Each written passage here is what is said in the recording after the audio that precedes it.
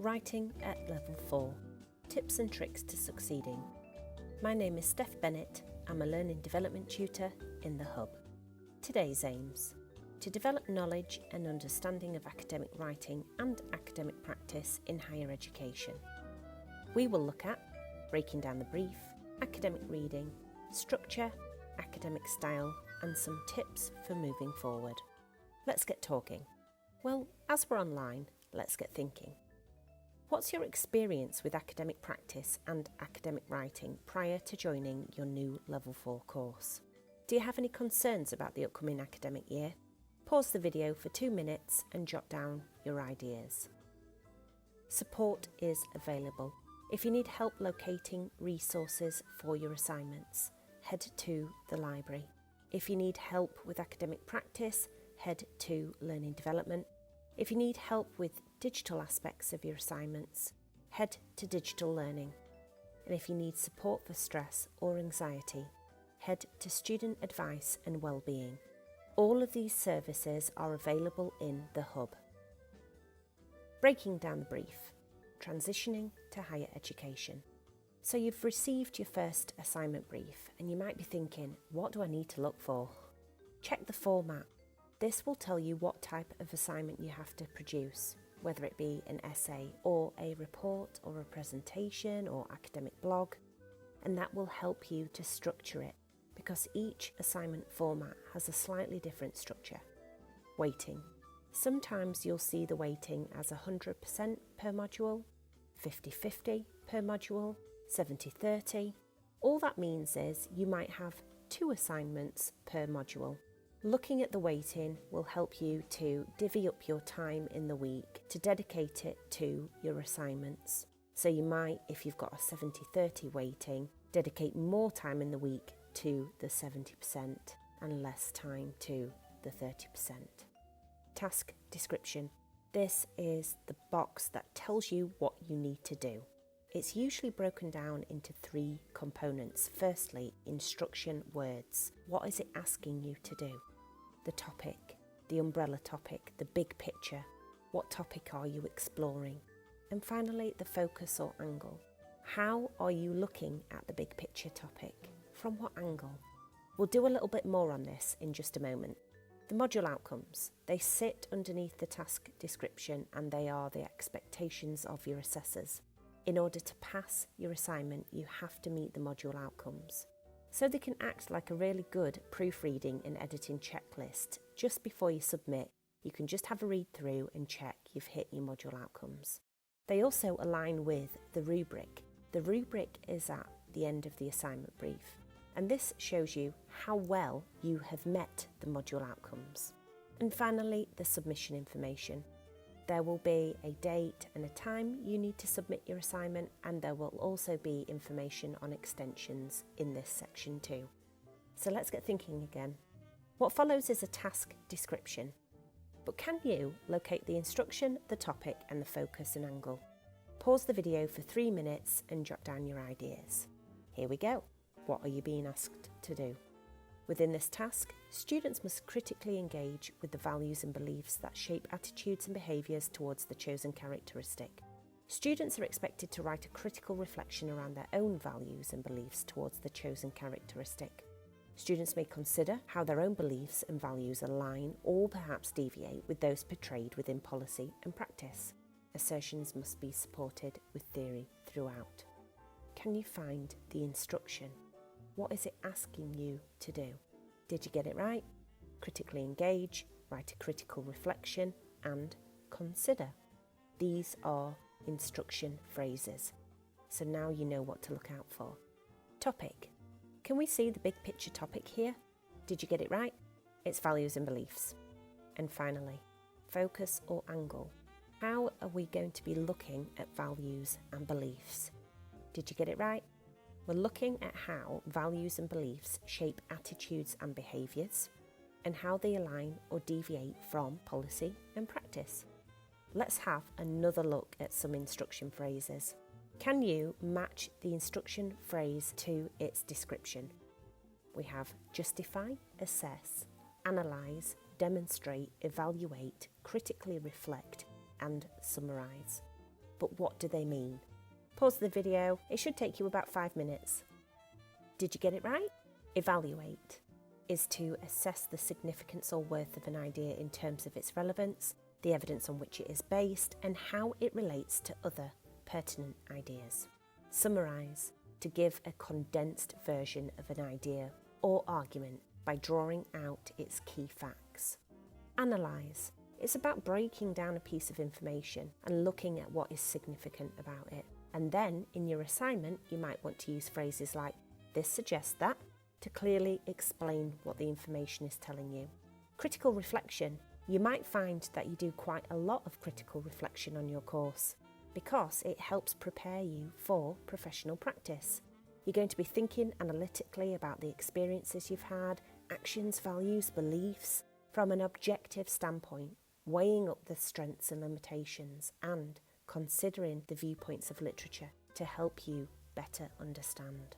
Demonstrate, show how with examples to illustrate. Assess, weighing up the extent to which something is true. You're going to include relevant research and counter arguments. Justify, build a case by providing a body of evidence to support your ideas and points of view. So now you know what these words and phrases mean. This should help you to better understand what is expected of you in your assignment brief. If you'd like more of these, head to the Learning Development Blackboard and to our Academic Language Buster under the section Academic Writing.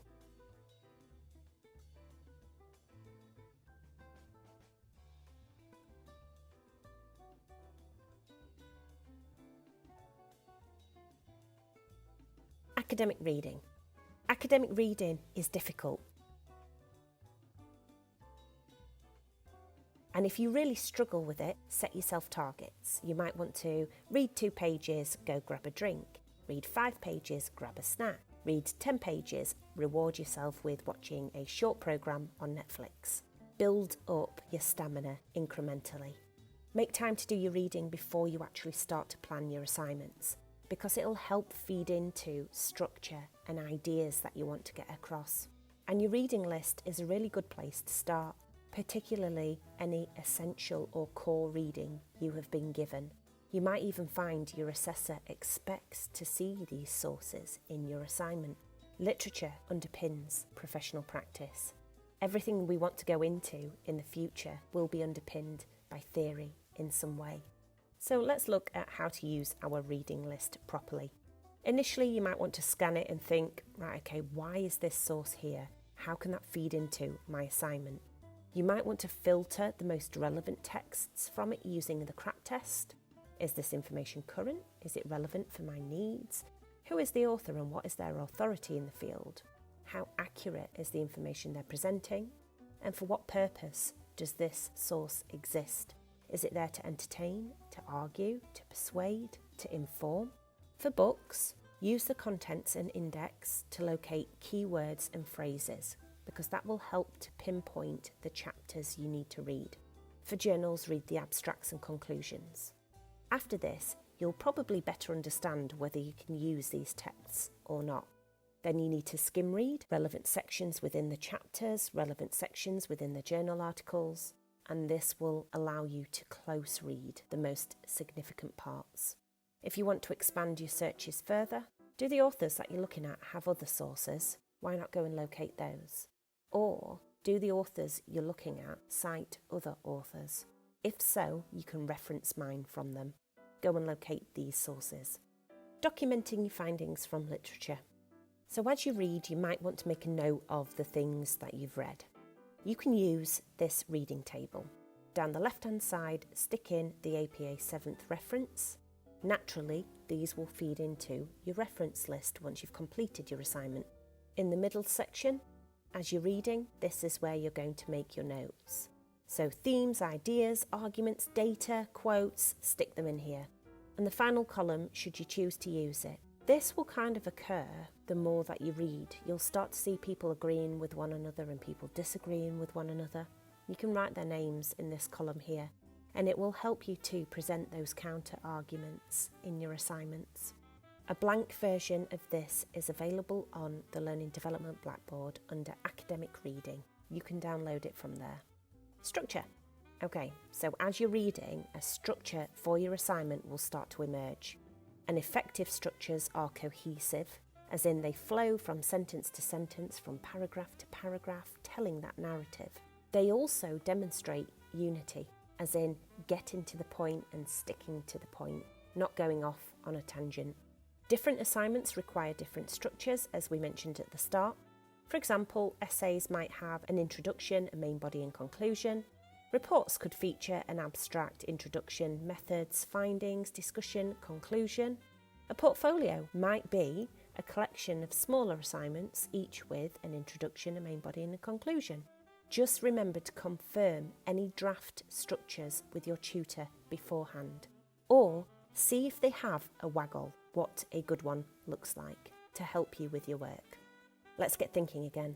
In an academic essay, what do you think would typically be included in an introduction, a main body and a conclusion? Pause the video for 3 minutes and jot down your ideas. Okay, so the introduction, around about 10% of the word count, although totally flexible, this is by no means definitive. An introduction is typically an overview of the assignment, and it presents a map for your reader so they know what to expect. It usually features 4 component parts. The first is a hook, a clear and catchy sentence to outline the topic and draw in your reader.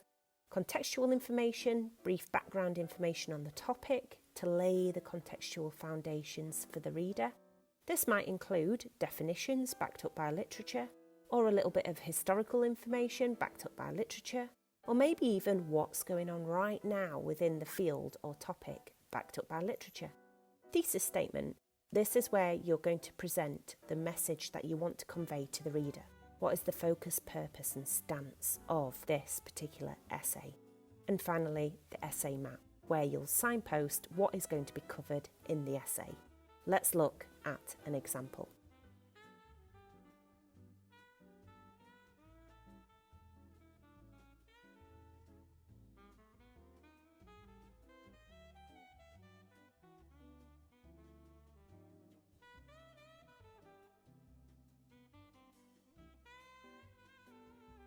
Main body.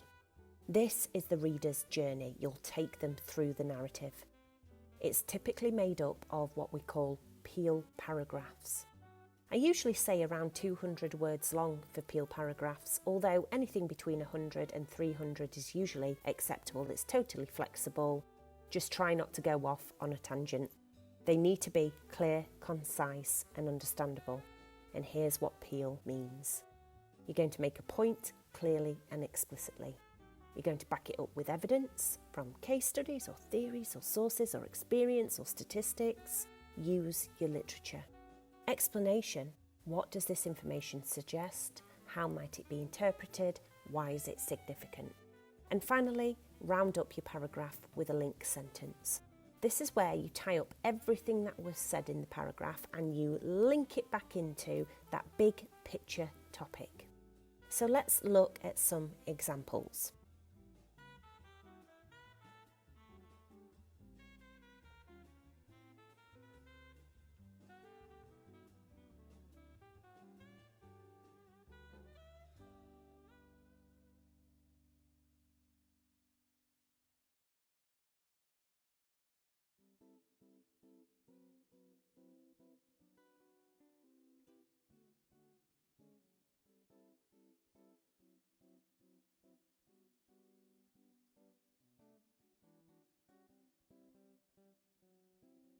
And the conclusion.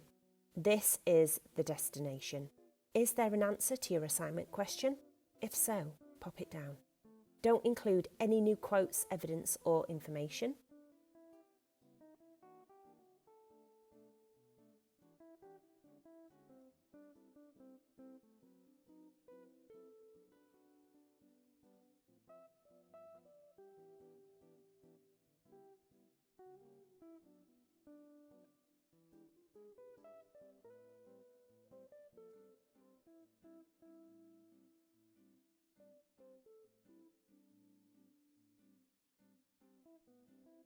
Academic style. Well, you've taken a look at some examples of academic style already, so let's build on that. What do you think are the key features of academic writing style? And why do you think we use academic style in our writing at university? Pause the video for 3 minutes and jot down your ideas. Academic style has a clear structure so readers can follow your argument. It has an impersonal style because your arguments are based on the evidence and not your opinions and not your emotions. It doesn't use cliches or slang because your reader may not have English as a first language, so they need to be able to understand what you're saying. It uses technical language, and that's to demonstrate that you understand your subject specialism. And finally, it uses citations and references, so the reader can then go and locate those sources to show your points are evidence-based and to give credit where credit is due. If you use somebody else's ideas, don't forget to cite and reference them. Let's look at sentence structure. Often, our syntax gets a little bit muddled. We write run-on sentences that last too long. We forget punctuation. So we're going to have a look at which of the two examples here flows better and why it flows better. Pause the video and have a read of both of these out loud.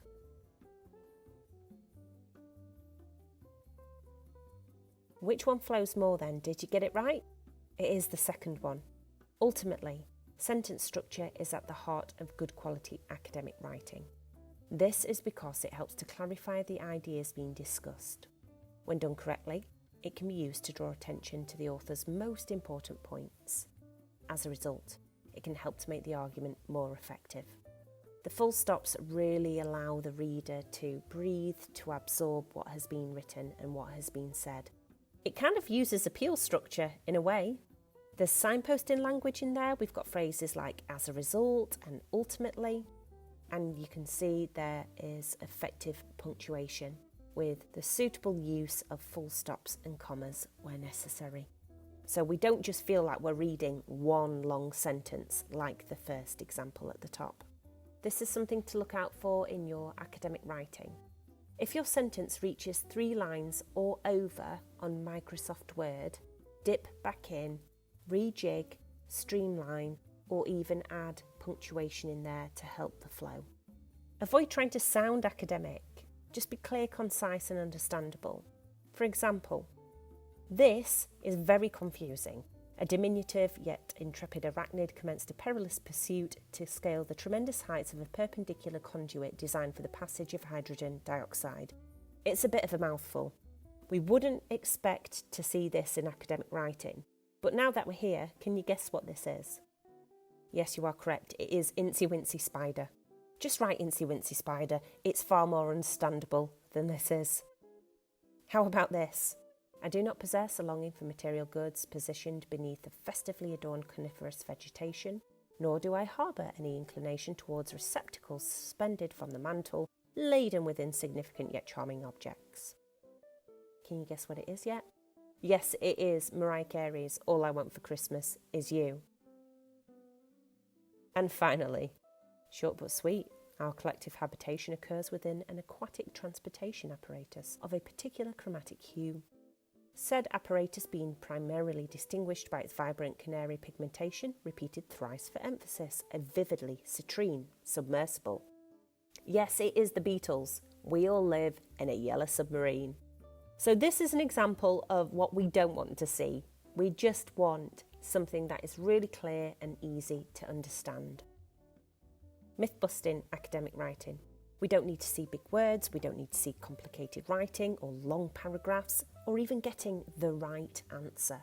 We need appropriate words, clear writing, focused appeal paragraphs, and we need you to construct an answer, because there might be several answers to a question. You've just got to argue for the most appropriate and bolster that argument with lots of literature. Descriptive versus critical writing. So now that you're at university, it's important to be critical in your academic writing. And that might mean that you question the literature that you're reading. What is it talking about? How is that applied? Why? At what point? Where? So what? What does that mean? Why is it important? Evaluation. What is the significance of the theory that I'm looking at? How will I convey that to my assessor? Analysis. Let's take this big picture topic and break it down into subtopics so I can better understand it. Contextualising. How is this idea relevant in the present day?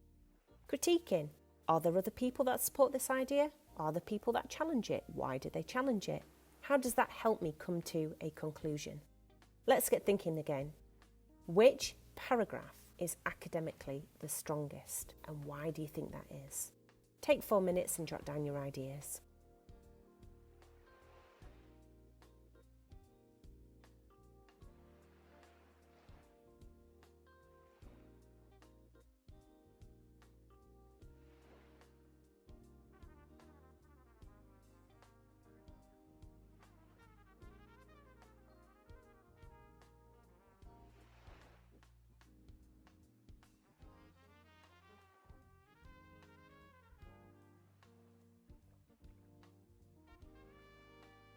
Which is the strongest? Did you get it right? It is sample B. If we look at the prior example, it's quite informal. It uses the word I quite a lot, which makes it come across as a little bit chatty. There's also a lack of literature to back up what this person is trying to say. And they haven't hedged. They've used words like proves. And we know in academic writing that we cannot prove something. We can only suggest or imply, and that's what's known as hedging language. Suggests, implies, infers, insinuates. So yes, this is the stronger example. And finally, some tips for moving forward. For referencing, please head to our Academic Integrity Guide on Blackboard. All you need to do is type in the search box what you're looking for and the page will pop up. You can book one-to-one appointments with Learning Development, Digital Learning and the Library by heading to the landing page on Blackboard. We also, in Learning Development, run drop-ins Monday to Thursday, 4 till 5 p.m, 15 minutes each, and the sign-up sheet is on the desk at the hub. These drop-ins are for quick queries only. We run a bunch of workshops called Live and Learn. You might want to attend some of those because they'll help to strengthen your academic writing. They're promoted on the portal. We have a learning development blackboard with everything on there, from academic reading and academic writing to reflection to referencing to well-being. Academic Phrase Bank is a really great site to visit if you are struggling with sentence starters. Let me just quickly show you what it looks like. This is Academic Phrase Bank. If we go to Being Critical and we go to Identifying a Weakness in a Single Study or Paper, here you can see a bunch of sentence starters that you are able to use. However, Smith fails to fully define what. However, Jones fails to acknowledge the significance of. However, the author overlooks the fact that X contributes to Y. So these sentence starters, of which there are hundreds and hundreds of them on this website, are transferable to your assignments with a little bit of a rejig and a reshuffle here and there. And finally, Scribr. Scribr has breakdowns for writing introductions, main bodies, conclusions. Let me just quickly show you what it looks like. Here you can see this is Scribbr's Guide to Paragraph Structure. You can see that it will break down how to write a paragraph in several steps. If you can't be bothered to follow those steps, you can just click on the video and that will help you do it. If you do want to read the steps, you can see that it starts to build the paragraph a little chunk at a time.